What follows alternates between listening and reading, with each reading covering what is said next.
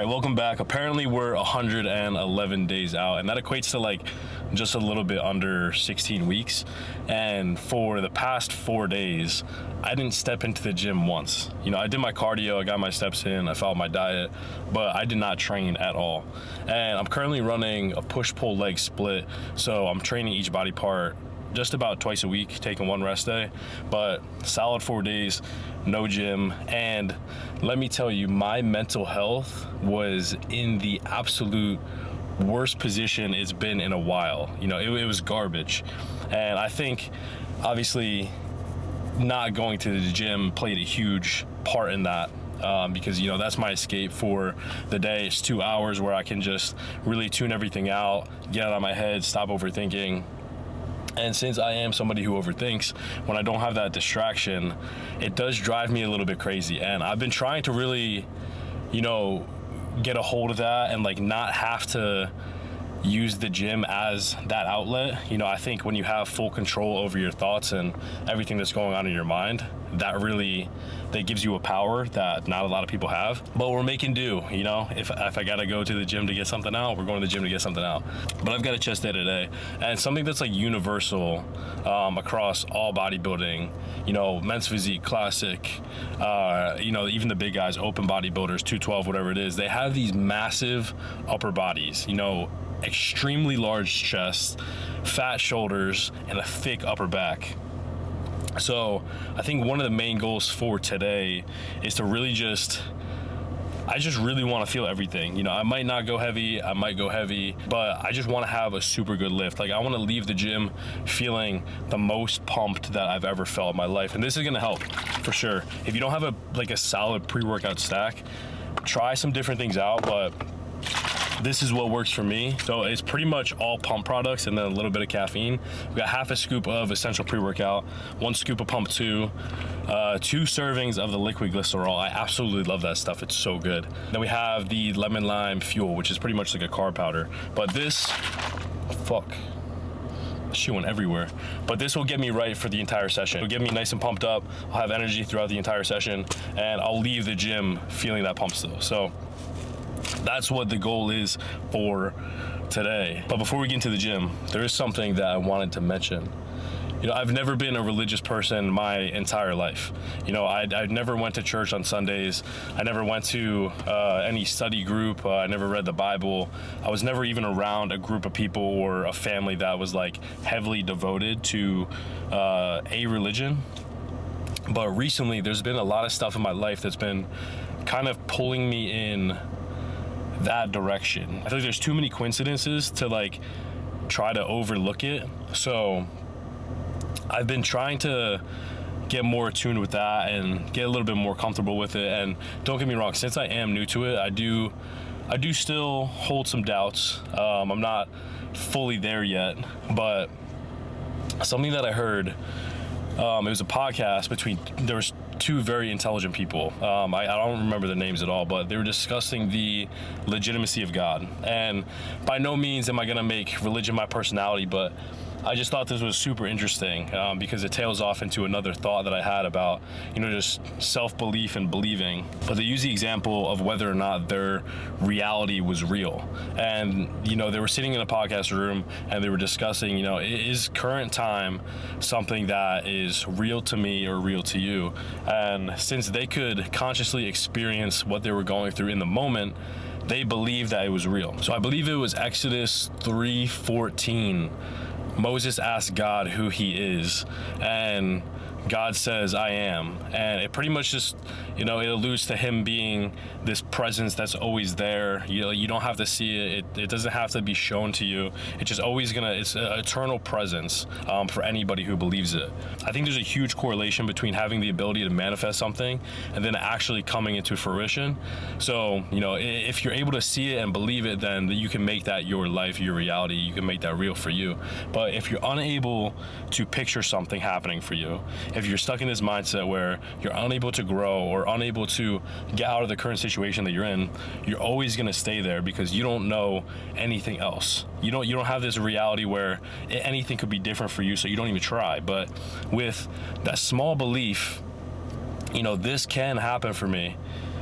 your body, your mind tricks you into thinking that it can be done. If you're able to believe something, you can trick your brain into thinking that it's real. At a certain point, if you have such a strong belief, that can become your reality, because it doesn't matter what's going on in the world around you, doesn't matter what's happening.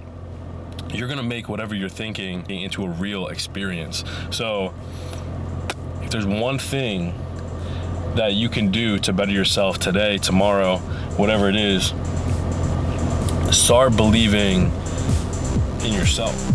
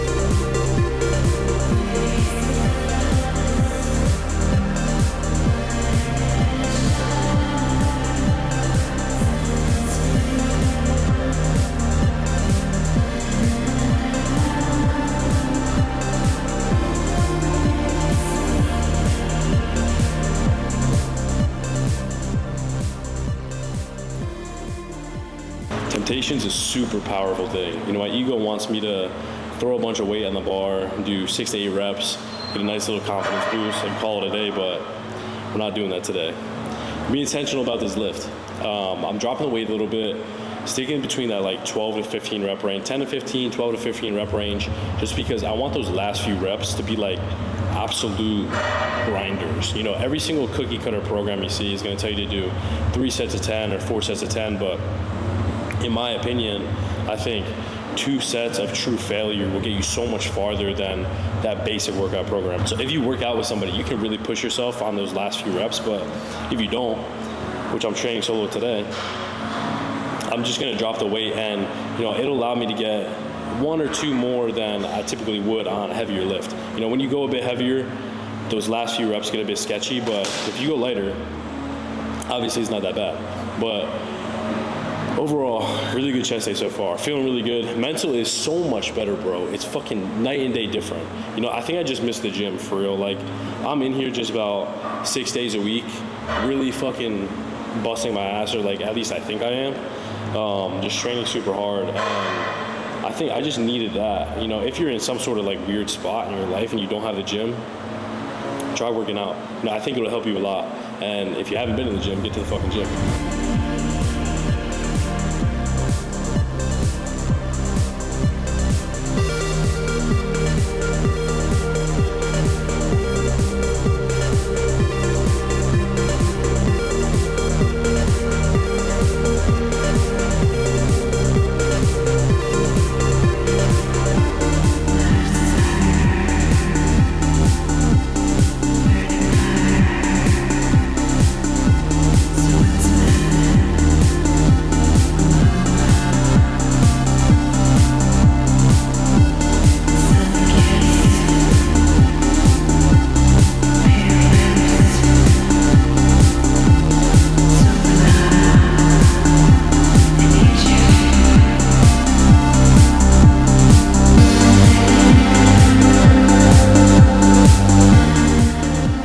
So this little superset is one of my favorite things for shoulders. I haven't done it in a minute, but last time I was on prep, Kyle was telling me to do it, and I just really got a solid pump. So it's 3 sets of 12, 12 lateral raises, right into 12 front raises, and then you do 12 rear delt flies bent over on the bench, and then you drop that weight. You pick up this, it's like an easy bar, you could do a straight bar, whatever it is, and you just bang out some, I guess it would be like a front shoulder press, but as you're pressing up, you almost want to press the weight behind your head to get that nice contraction in your delt. But shoulders is something that I really need to grow. You know, every competitor that you look at nowadays just has these bolder shoulders. And I think one of the biggest things that I'm lacking is that side delt and that rear delt. So I think the higher intensity on shoulders, and obviously the more that you can feel it, I think you should do whatever you feel. If you're not feeling this workout, don't do it. Do whatever you want to do. But this is working for me, and if you want to try it, I'm telling you, like, give it a go. But I really need to get some big shoulders. So just about every push day, I'm even doing shoulders on back and a little bit of shoulders on a leg day. I'm just really spamming ladder raises, but we're trying to grow the shoulders.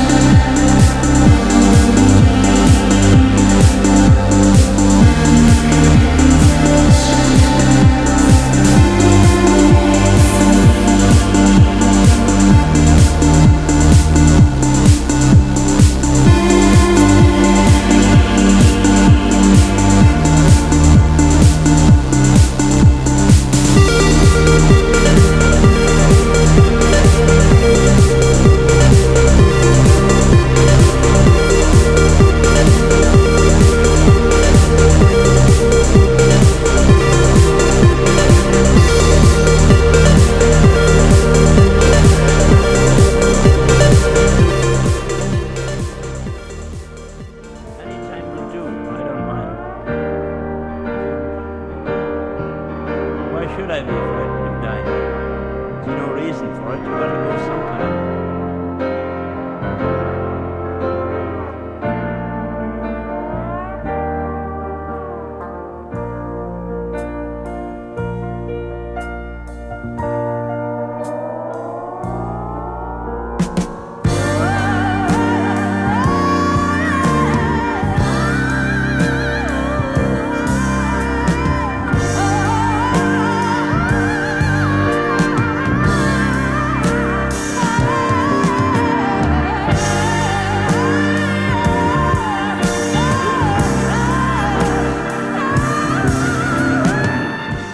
All right, so we've got the post-workout meal. It's nothing crazy, super basic. Since I'm on prep, I am following a meal plan. So meals 1 through 5 are very heavily structured, and pretty much my coach tells me what to eat, when to eat it, and I just get it done. But if you do want to follow a diet, but you don't want to follow a meal plan, I think macro tracking is like the best possible option for you. You know, you can lose weight or gain weight. You just have to stay within your caloric range based on your goals, because obviously if you're eating above your maintenance, you'll be gaining weight. Eating below, you'll be losing weight.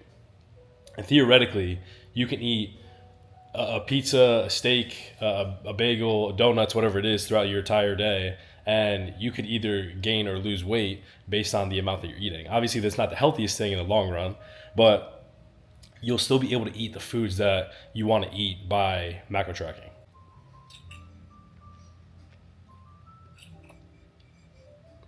If you get super restrictive with anything, I feel like it takes the fun out of it.